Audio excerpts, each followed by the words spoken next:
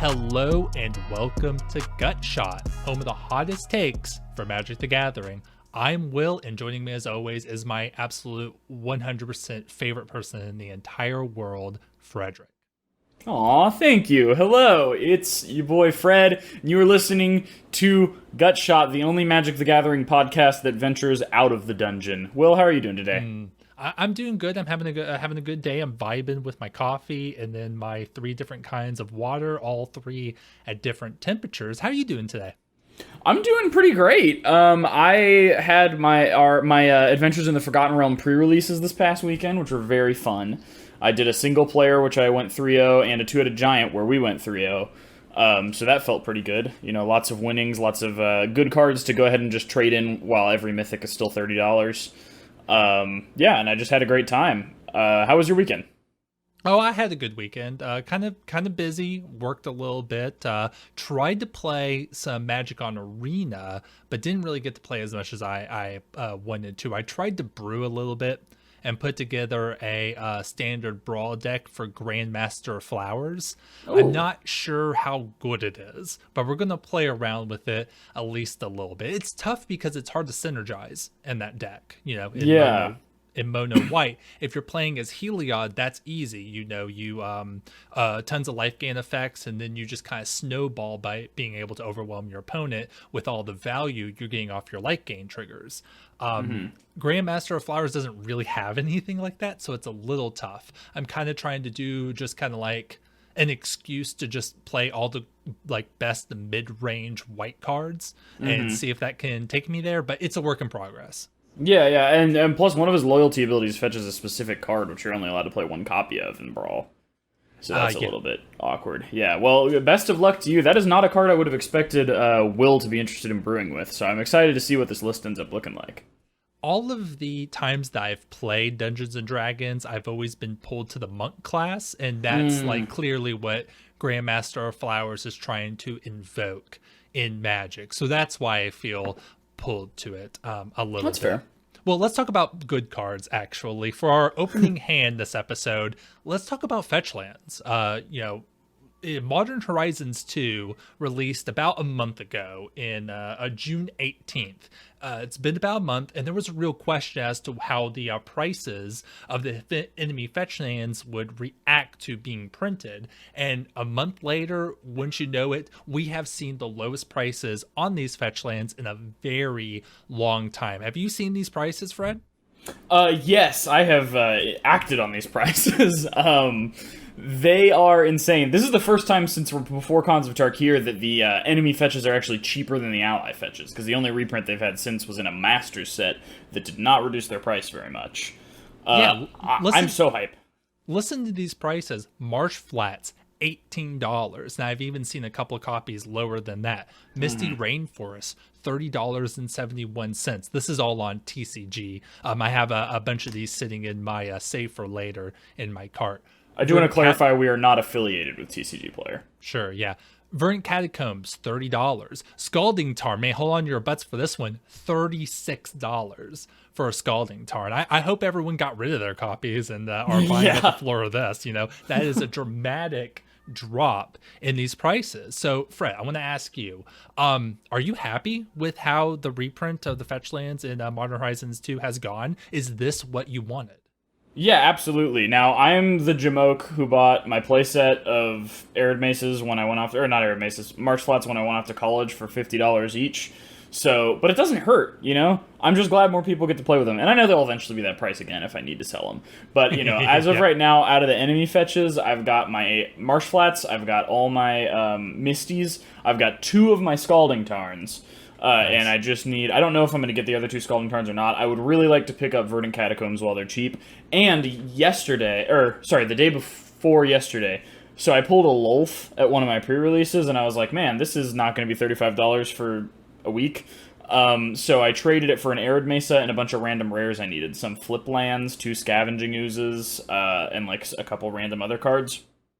So I got an Arid Mesa a couple days ago, just for trading away a card that I think is going to be cheap soon. And hopefully I'll be able to pick up the rest of my Arid Mesas soon after that. But yeah, these prices are insane. if you are a modern player, if you are thinking about ever building another deck that's going to need these fetch lands, or you're thinking about getting into modern, but like you don't want to pull the trigger on an expensive deck, buy a playset of Arid Mesas, because then you can build Burn, or buy a playset of Marsh Flats so you can work toward a cheap like Hate Bears deck. This is the best time to do it. Those fetch lands especially are sub 20, and they haven't been sub $20 literally since before I started playing Magic. So yeah. This is Gutshot's official endorsement. Take advantage of these prices while you can. Like Fred said, these are going to go back up. You have to have these to play any sort of Eternal Magic. And I know that it's daunting if you're like missing a lot of these to kind of buy the whole set. I would say you don't really even need to buy the whole set. Like, one of my pet decks for Modern is Infect, and you do need to play the 8-9 fetch lands for that, but they don't have to be Misty Rainforest. You can play a mix of Windswept Heath and Wood Foothills if you need to. So if some of these are kind of only kind of the colors that you want to play in Modern, like Marsh Flats, super cheap price, but there are a lot of decks that run white and run black that may be you may be able to play those in those decks. So like don't sleep on these prices. I would say there was a lot of talk about whether this was going to actually count as a real reprint for these, and it looks like it has. Yes. So this is exactly what we wanted from a reprint of the fetch lands. But it's been 1 month. Do you think that this is the floor? Like, obviously, I think buying now is not wrong at all. Yeah. But do you think that these are going to drop any further, or do you think that this is kind of where they're going to settle for at least a little bit? I think people are going to keep opening Moho 2 for as long as they can, honestly, to get those Ragavans. So I feel like these are, and like as more and more people like finish their playsets of fetches while they're chasing Ragavans, more and more fetches are going to go on the market. I honestly do feel like this is a great time. Like, they might drop $5 more each, right? I would say I can't imagine one of the enemy fetches going below $10. Right. So I think now is a great time to get them. I would say get as many of them as you can before they hike in price. It's just smart. It just makes sense. If you're the kind of player who only like builds a new deck like every year and a half and like sells their old one when they build a new one, then I would say no. But if you're the kind of player who likes to have all the cards you might need to build a modern deck you want to try out, you really have to buy the enemy fetches right now. It would really, like, I think anyone who takes this game seriously and who kind of knows what they're talking about would recommend the same. Of course, that is if you can afford it. And if you can go down to your LGS and win a modern tournament, get enough store credit, if you're thinking about what you're going to spend your store credit on, buy an Arid Mesa. Yeah. For sure.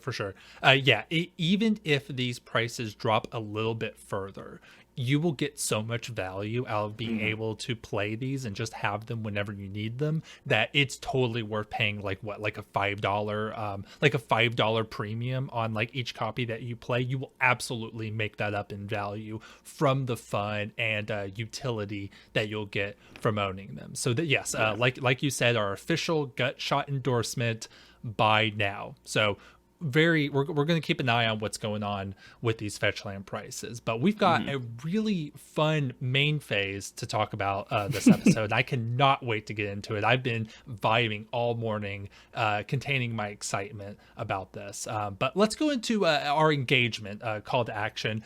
Hey, welcome to Gutshot. We love doing this program. We want to make the best program we can for you, and we want you to engage with us. If you like what you're hearing and you're watching this on YouTube, hit the like button. It shows us that you appreciate what we're doing. You can hit the subscribe button for more of that juicy Gutshot content.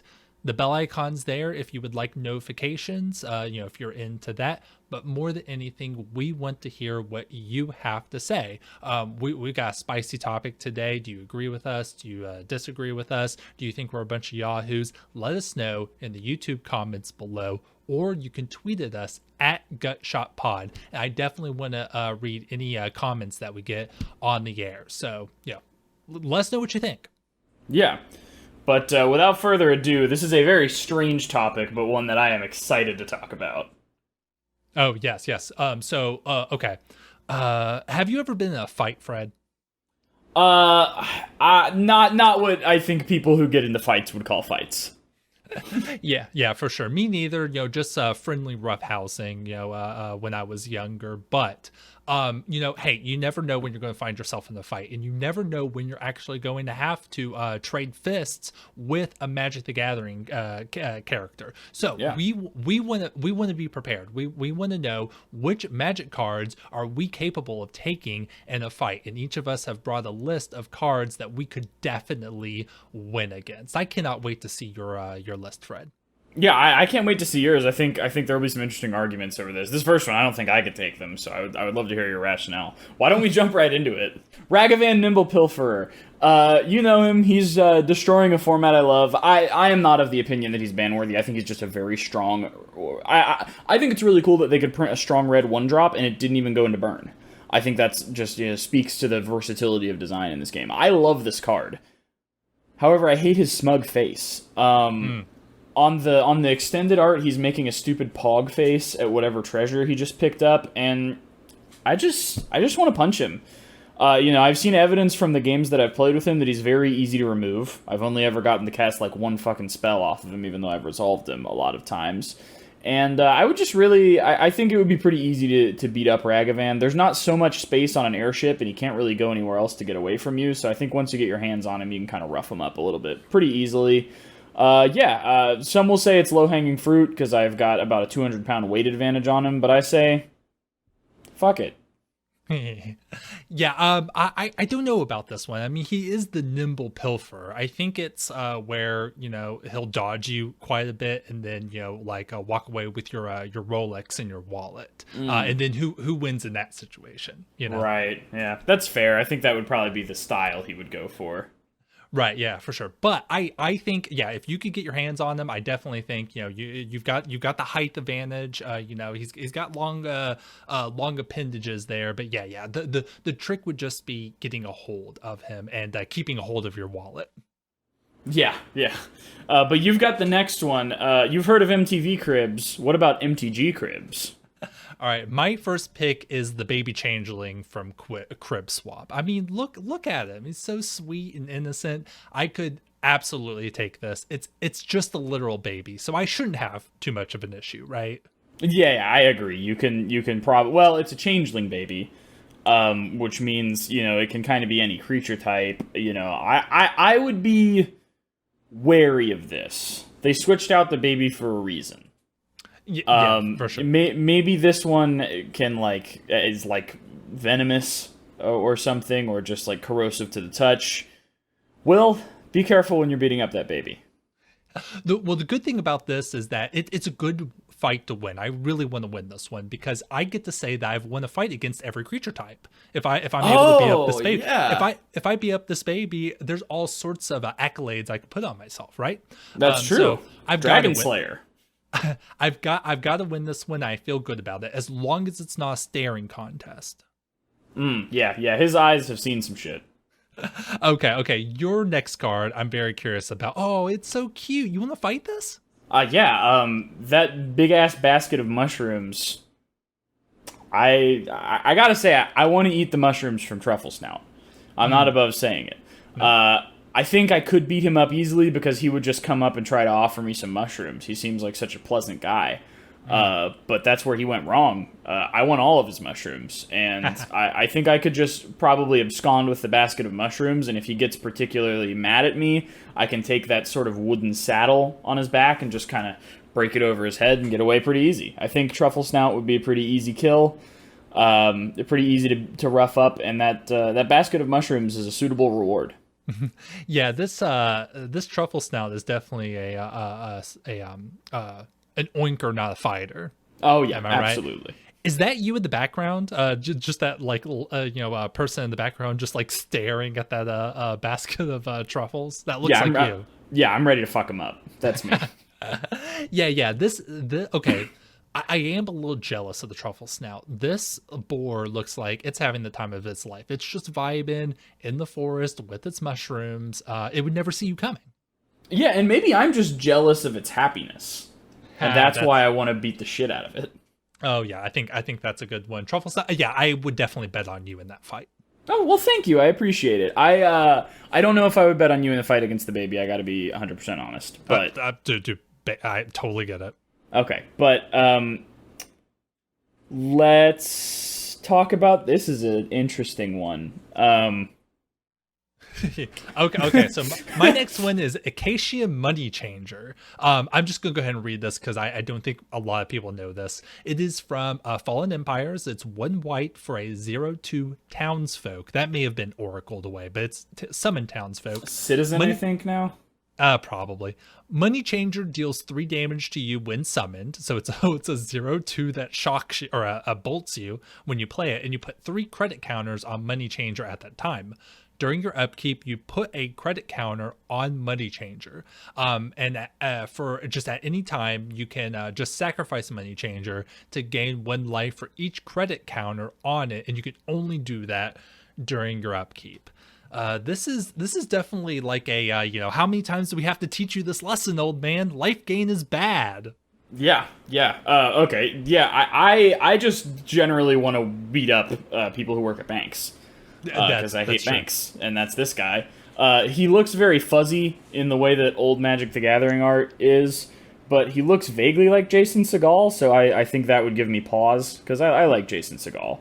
But, yeah, I mean, I hate people who work at banks. This card is very, very bad. This is the kind of white card they would print now. Okay, I'm gonna say it. Gutshot's had this position for a long time. ABAC. All bankers are crushable. Or that's cards. true. We'll workshop that, but yeah, this card I think it's first in a theme for this list, which is elderly abuse.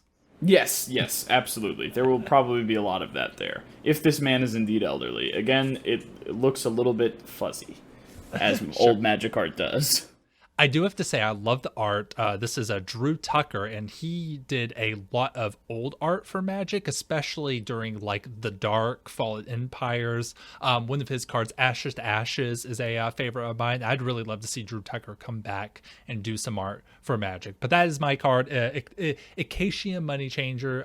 You'll never see this card ever again, so don't worry about remembering it. But you have another card that is much more in the minds of current Magic the Gathering players. Yeah, this one is Charming Prince. So for several years, I had that douchebag chinstrap beard too.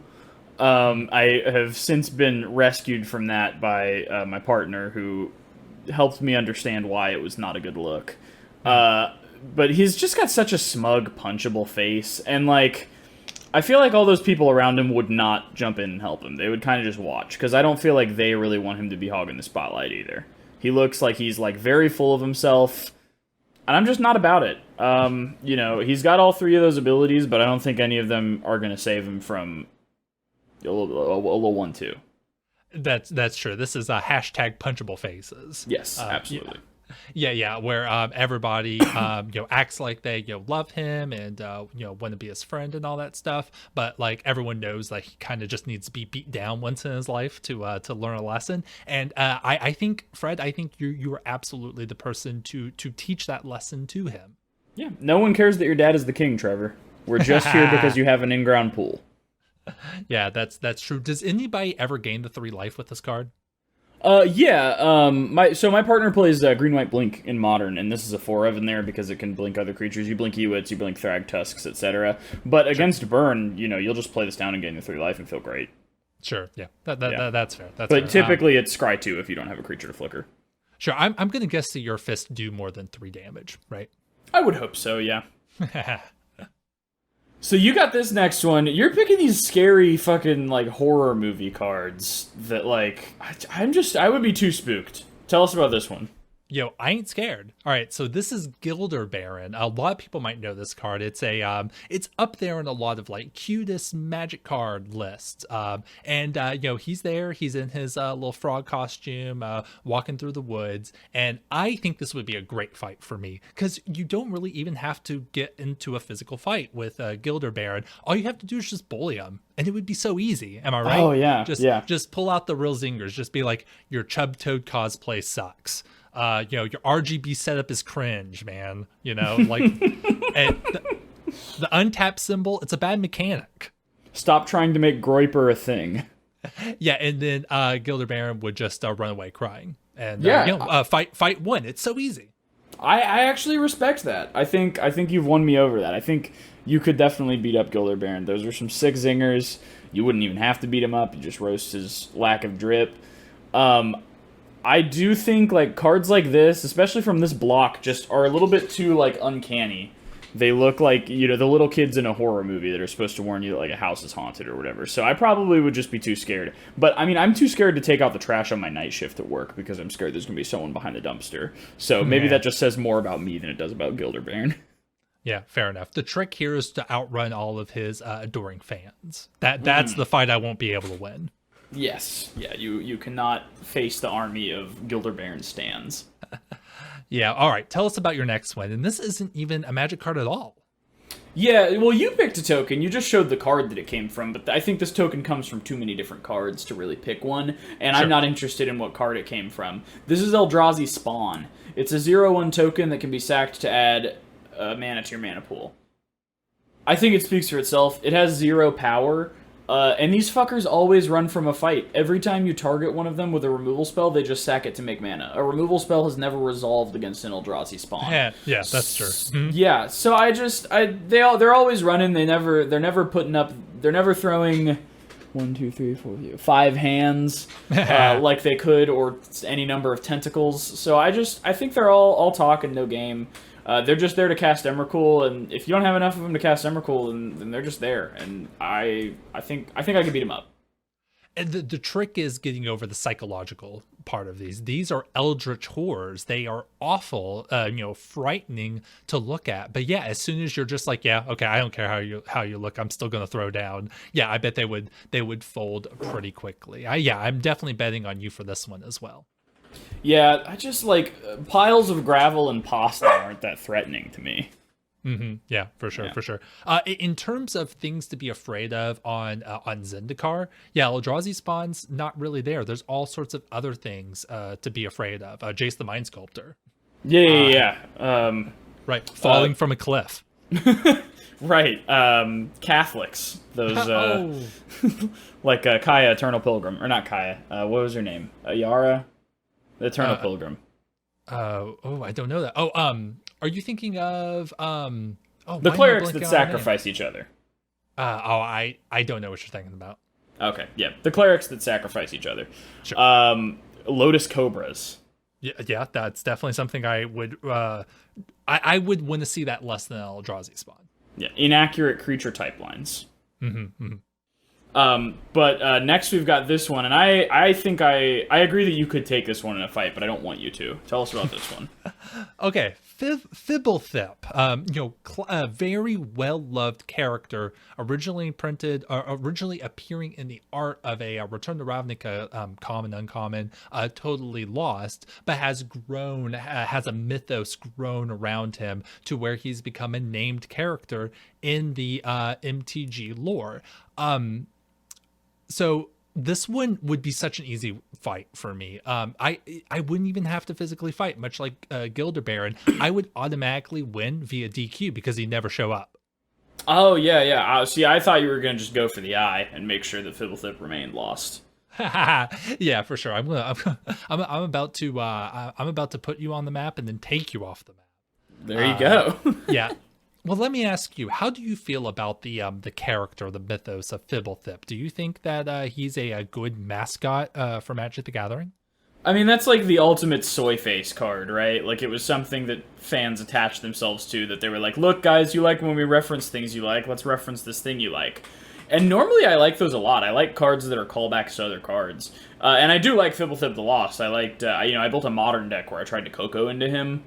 To draw the extra 2 cards, and like I played him in a commander deck in Chulane. He's just a neat card. Like, that effect is unique to him, and it's probably not going to be anywhere else. So I like the card, but as for Fibblethip as a character, I don't really care. I just think the effect is unique.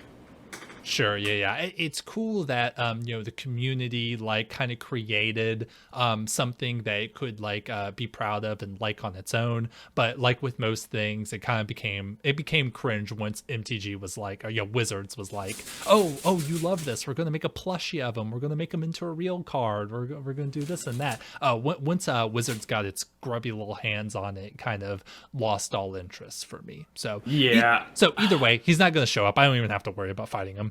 Yeah, that's true. I don't know. I feel like if there was going to be a mascot for Magic, I would prefer it be Chandra, probably. I think that makes the most sense. But I think people would go with Jace because of the target demographic. Yeah, that makes sense. Okay, how about your next card? Yeah, so Will is not above beating up babies. I am not above beating up children, and I have chosen Curious Pair. Not only because they have food, so there would be a reward, but also because they're based on Hansel and Gretel, so they're not going to tell their parents. If you just go ahead and just beat the shit out of them and take their stupid pie that's sitting in the art there. And also, I don't know, German kids, blonde hair, that's bad vibes. Right. I would like to assert that beating up children is morally neutral. And it's determined based on whether the children have bad vibes. And these are some real, like, tomorrow belongs to me looking jamokes. So I'm gonna say I would like to beat up Curious Pair. Oh yeah, I think that's a great idea. Honestly, these kids are already in danger. You're not like adding to the level of danger. They're already in the danger. It's a great point. It's free. It's free. It's a free roll. It's a 2-for-1. Yeah. Free food. Okay. Well, yeah, I think the Curious Pair definitely deserves it. Okay. Yeah, bad vibes all around. Yeah, bad vibes. But now it's time for good vibes. Tell us about this one. Oh, bottle gnomes. Okay, yeah. So bottle gnomes, classic flavor text, reinforcements or refreshments, and I have a very strong opinion on this one. It will be more of a fair fight. I definitely think that it could go either way depending. But when I can literally drink you out of existence, I really do think that the odds are in my favor. And I've been known to crush a few Pepsi Blues in my time, and these look just as refreshing. Yeah, I've been known to crush a few Ajaxes in my time, and I guess now we're going to have the debate that I don't think this podcast or our friendship can weather. What's in there? Yeah. Well, I'm gonna hope that it's Pepsi Blue because that would be delicious. It's probably like blue raspberry flavor aid. Yeah. Those Mondo barrel juices. Did you drink those as a kid? Were those around when you were a kid?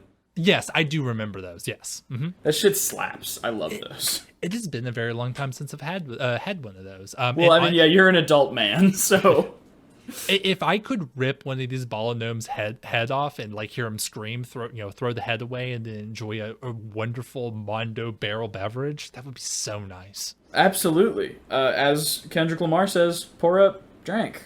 Okay. So, how about your next one? This is a very familiar face for a lot of old school Magic players. I just don't like his fucking hat. This is Prodigal Sorcerer, aka Tim. My dad had a friend named Tim in college who is a libertarian, so that kind of doesn't help. But I just don't like his hat. I don't like his facial hair. He just has a cringe vibe, and he's weak as hell. Like, the tapping to deal 1 damage to target creature or player, like, yeah, you're gonna pick on other 1/1s, that sounds about right. And then, like, the fact that, like, he's 3 mana and he can't even kill a 2/2 unless he blocks it and is untapped and doesn't have summoning sickness, just get the fuck out of here. Just go home. This definitely reminds me of the SpongeBob episode that I referenced earlier. The old man at the bus stop. He's like, I love the young people. That's definitely the vibe that this guy has. Yeah. I'm not a big fan of this guy's vibe. I know you probably have different opinions on this guy's vibe, but I would definitely... I think I could beat him up. I think that's no question. I think he's just a poser in a stupid hat, but... In real life, if someone comes up to you and they're wearing a beret, that could only mean two things. One, they're French, which means I'm It's on site. Exactly. Or they're just really, really weird, and probably not physically in shape to beat anybody up. You already said French. Yeah, for sure. So yeah, prodigal sorcery. Yeah, he's giving you the stink eye, and that's not a good thing. He needs to learn his place. Yeah, absolutely. And I will teach him his place. Speaking of characters that need to learn their place. Okay. So I know that we're talking about like creature cards mostly here, but I gotta take the opportunity to dunk on my boy Jace Bellerin. Like he is so cringe, literally meant to be the embodiment of the quote smartest gamer in the room, and that just sucks. That's just bad. Gamers should not be made to feel good about themselves. I'm just gonna say it. Yeah, absolutely. Right, and gamers are not known for their physical prowess. So, me and my still limited physical activity should have no problem beating up Jace. Unless you're talking about Pirate Jace. Oh, yeah, that's true. There's a lot of different iterations of Jace, and he definitely looks the most swole in that one. But, still just a thin, lanky gamer.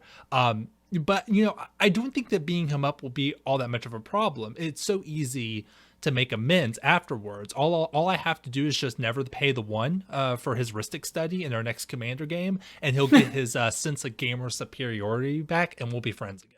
Absolutely, yeah. I mean, I wouldn't want to be friends with him. I don't think I could beat up Pirate Jace, but the only thing that this Jace is pirating is anime, so I don't think that would be an issue.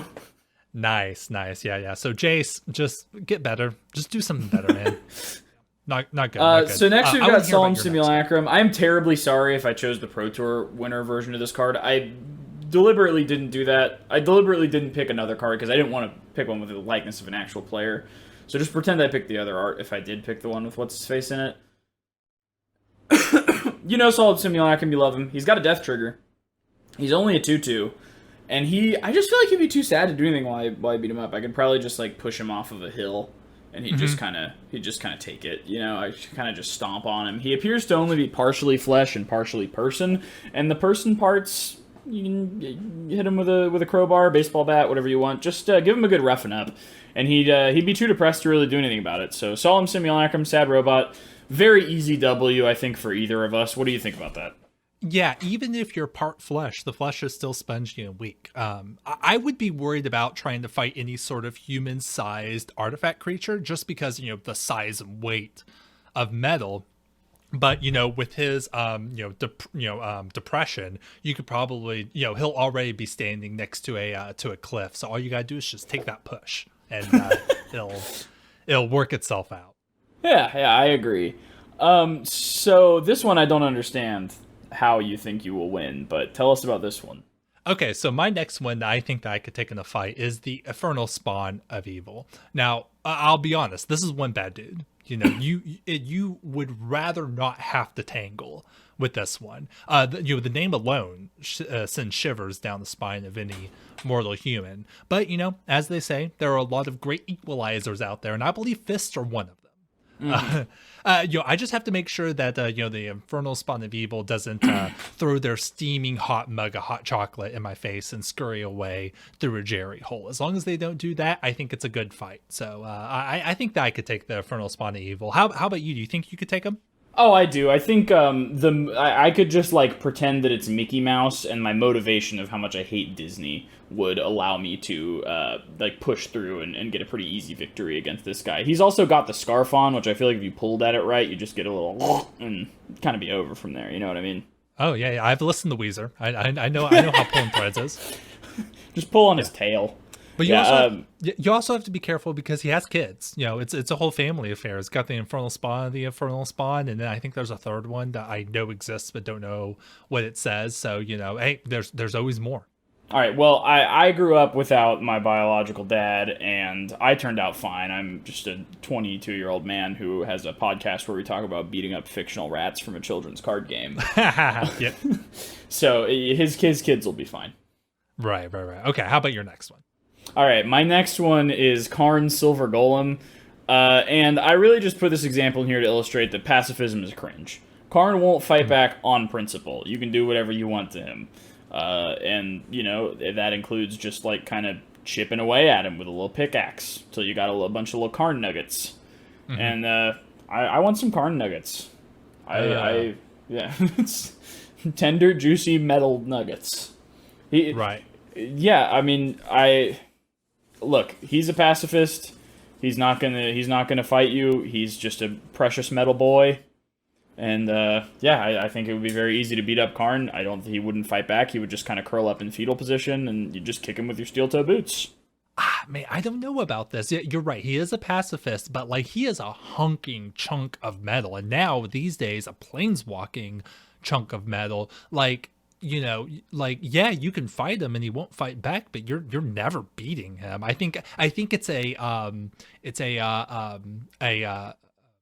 the perfect example of just a draw, you know, like you cannot, it's an inevitable draw. You're not going to be able to do anything that's like seriously going to hurt Karn. So I guess if you love drawing, then yes, that's a good fight. But Karn's not going to kneel over.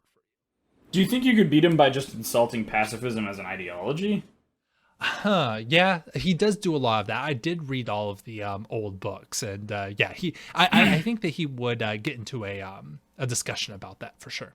He definitely thinks he's better than everyone else because he's pacifist. I get a smug centrist vibe from Karn. We didn't talk about Karn in our putting people on the political compass episode, did we? I don't think so, but there's always an opportunity for another one of those episodes. Okay, well, Karn is a smug centrist. And you've got this next one, creature. He's unfortunately no longer an uncle creature type, but tell us about this one. Always an uncle in our hearts. Everyone has that crazy uncle in their family that you can look at and tell has lived a crazy life. Uncle Istvan is definitely that uncle, but I mean, let's be honest. His prime is past him. That axe doesn't look like it's been sharpened since 1982. It ain't chopping through anything. And honestly, I don't think that skull is real either. Really? I don't know. I get a Kaczynski vibe from this guy. I would be his nephew. Based in Uncle Pilled? Based in Uncle Pilled. I would be his nephew, I think. Yeah, for sure. Well, I would definitely beat him up. I think the axe is just for show. He's probably using that just as an ornamental way to chop tomatoes in his kitchen. That's tomato juice on the axe. I ain't afraid. I'm gonna fight Uncle Istvan, and I'm gonna be kicked out of the will. All right, yeah. Yeah. Well, I'm not going to give you any of the sweet plastic skulls I inherit from him. Okay, fair enough. Uncle Vistavan, keep it on a swivel, man. It's coming. Yeah, so next we've got this one that really just I'm uncomfortable with how much it reminds me of myself, and that's why I want to beat it up. I also make myself out to be much more than I am. This flavor text sounds exactly like something that I would say after I get a decent score in a Super Monkey Ball level or something. This is Scornful Egotist. Once I was human, now I am far more. I mean, he's just like a swirling body of we can have this debate again. You think it's like Mountain Dew Livewire or whatever? Yeah, I think it's like dish soap or something. I don't know. He's a 1/1 who can pretend to be a 2/2, and that's uncomfortably close to home for me. So yeah, he's going in the shitter. He's getting a swirly. I'm taking his lunch money. He looks like the kind of person that try to act like they're very high maintenance, but it's all act. You can't afford me, but it turns out that all I gotta do is take you through the McDonald's drive-thru, and you're completely happy. That's me.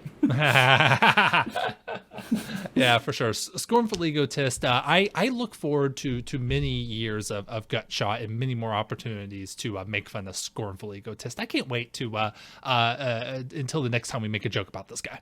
Yeah, I like dunking on this Jamoke. Yeah, it's fun. It's fun. It's like we only bully the ones we love, right? And I think that Scornful Egotist is definitely a part of the Gutshot family at this point. Yeah. Friend of the show, Scornful Egotist. Oh yeah, for sure. So Next, we've got another friend of the show, and one we bring up quite often because we love him. Yeah, Stormcrow. Stormcrow descending, winter ending. Boy, the only thing descending are going to be these hands. Heyo! No, but seriously, Stormcrow, it's literally a bird. I would like to think that I could beat up a bird.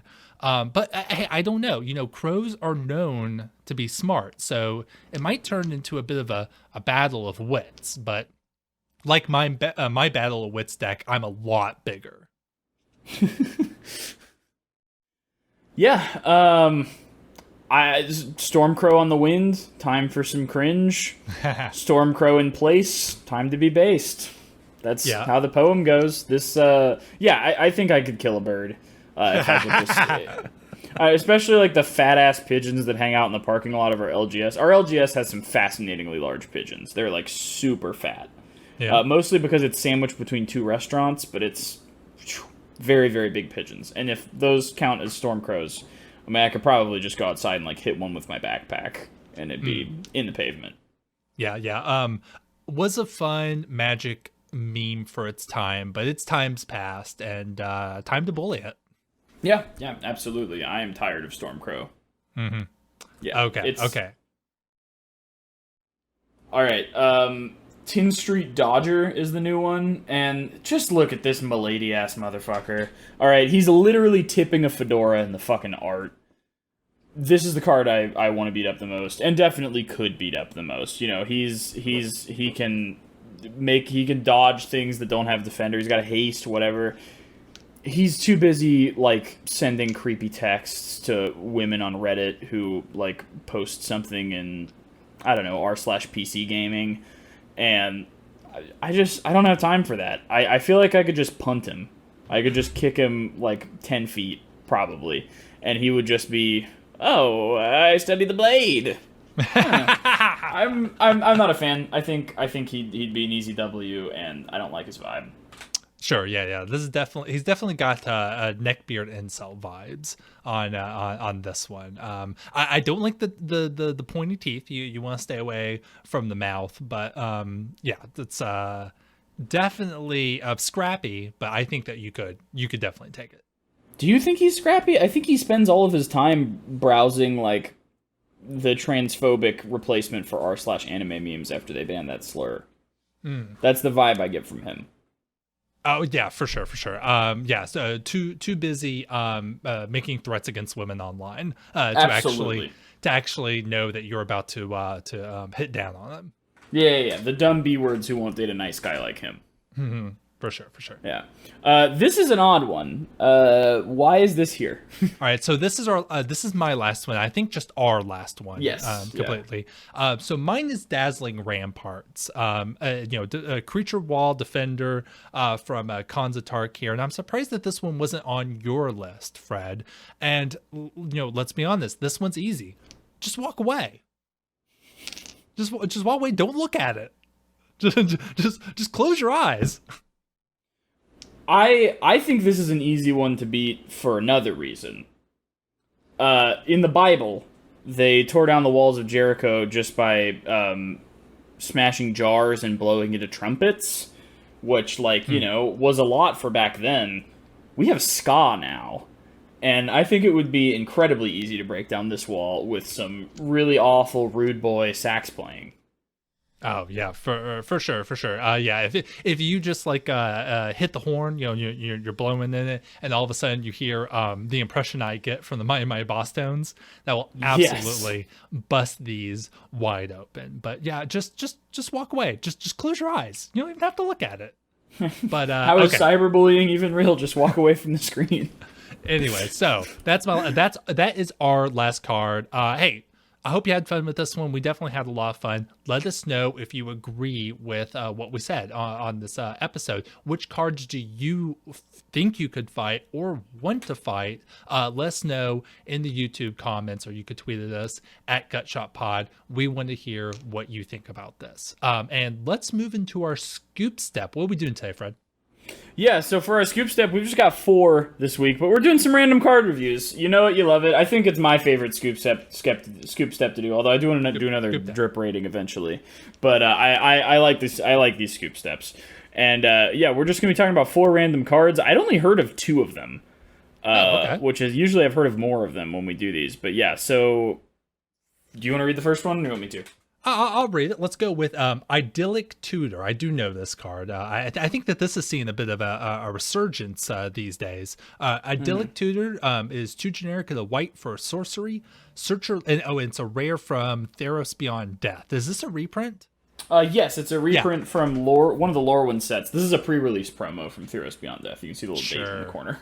Yeah, I thought that this was a reprint. Search your library for an enchantment card, reveal it, and put it into your hand. Then shuffle your library.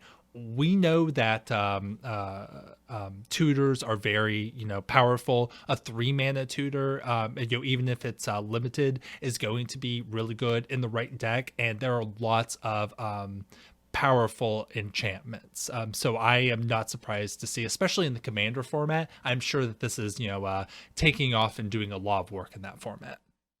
Yes. I mean, I think like it was really like a price issue for a lot of players before it got reprinted. So like commander decks that wanted it didn't have it until it was in Theros Beyond Death. But and it's bad and limited, so it sucks to open it as your rare. But it's a good card in some constructed formats, and that art is really pretty. I really like this art. So yeah, I mean, I'm never gonna be mad opening this. Yeah, for sure. But yeah, it's definitely, it's not originally from Theros, but this is definitely a great Theros flavor that they put on this art. That just looks like a really nice place to be. Whatever that little plaza, elevated plaza is with a huge tree, and then for the Nyx god to be reaching their hand down. That's just iconic Theros. So they did a great job of theming this to the enchantment set. Yeah. If you're making a Theros Vibes Spotify playlist, this is the art that you would use. I think so. Yeah, absolutely. Yeah. So speaking of, well, this isn't Theros, this is Zendikar, but speaking of vibes, Pillarfield Ox. This is 3 and a white for a 2/4 common Ox. So very bad card. This version's from M13. But shout out to Bruce Tarl, Gomafada Nomad, spitting absolute zingers at everyone in his way. Just the most, like, powerful roast master general ever to exist. Just a lot of bangers. And one of them is the flavor text of this card. Unfortunately, this card is not a banger. You do not play 4-mana 2/4s anywhere, even unlimited. So really just a waste of cardboard. But yeah, now we did just recently get Animal Sanctuary, which powers this card up quite a bit. So you can pay 2 mana, tap your land, and put a 1/1 counter on this. That's a pretty good game. You definitely want to do that, right? Yeah, absolutely. I mean, that might be the only time I would consider playing this. Right, no, that's bad. You don't want to do that. But Bruce Tall was really popular when it first was printed in one of the commander sets, the first one with a partner, right? Yes, yeah, he was a partner commander. He was a red-white one. Oh yeah, he's very stereotypical trope of a 1900 strong man with the shaved head and the mustache.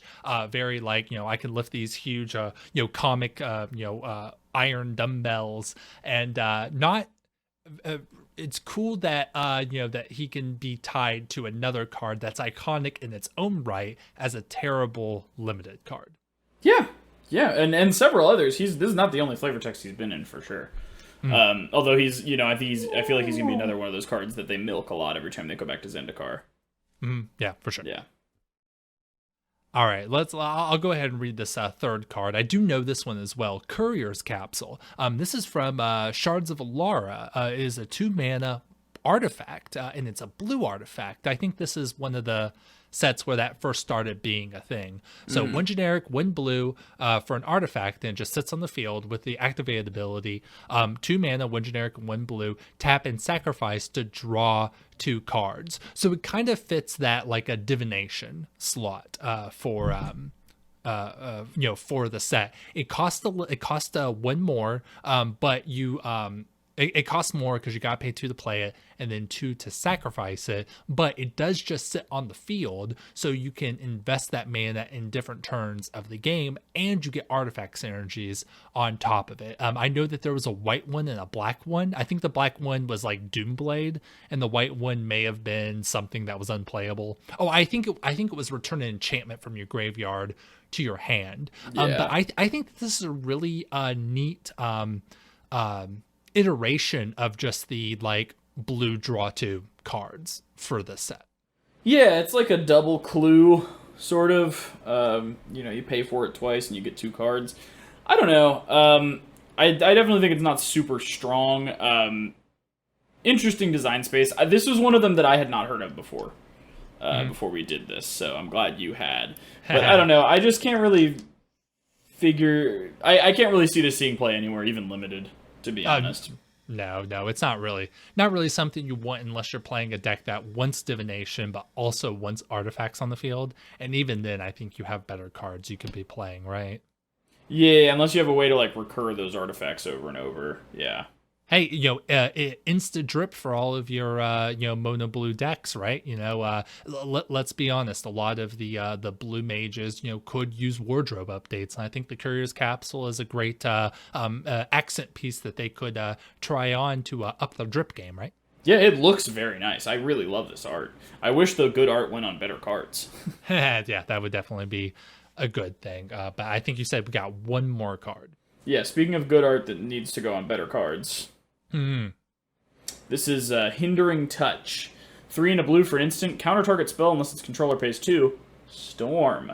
So this is just like a much, much worse Flusterstorm that can hit any kind of card. So, like, right off the bat, you're going to get a second copy of this because in order for it to counter a spell had to be cast. So, like, if you're just, your opponent's casting a spell, you're casting this, you're going to get 2 copies of it. So they're going to have to pay 4 total if they want to keep their spell, which is pretty alright. But it's a 4 mana counter spell. For 4 mana, you should be unconditionally countering things.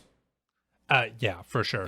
This is it's one of the like only like 2 or 3 handful of cards that have Storm that are not just completely broken. I think maybe like the one that gets lands and maybe the one that like brings creature cards from your graveyard to your hand are like the only ones that are not just completely busted in Pauper at least. But yeah, just the ones that aren't completely busted are the ones I haven't heard of. Exactly. So yeah, just at this cost and what it does is just unplayable. Flusterstorm is a much better version of this, and I know maybe someday we'll get kind of something in between. So it's something that may be not as broken as Flusterstorm, maybe something that's more conditional or situational. Would be good, but yeah, just the cost of this, it's no good. I knew that there was a storm counter spell from Scourge, but I could not tell you what its name was or what the art was. But yeah, there's definitely something crazy going on in this art here. I like it. Yeah, I love this art. I think it looks really cool. The card's really bad.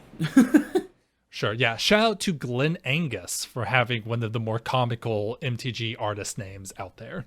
Yeah, that is an interesting one. Love you, buddy. Love you, Glenn. Friend of the show, Glenn Angus. Oh yeah. So okay, I think that brings us to the end of our episode here. Thank you for listening to this episode. It really means a lot to us. Fred, are you ready to wrap this one up? Absolutely. I think I am. Thank you for listening to this episode of Gutshot. You can follow us on Twitter at GutshotPod, and you can, of course, like, subscribe, etc. here on YouTube. Will is at AgroRhetoric on Twitter. This has been Gutshot. This is your part. Fuck. Yes. Thank you, everyone. This is Gutshot, eternally 1 card short during deck check, always, and we'll see you next time.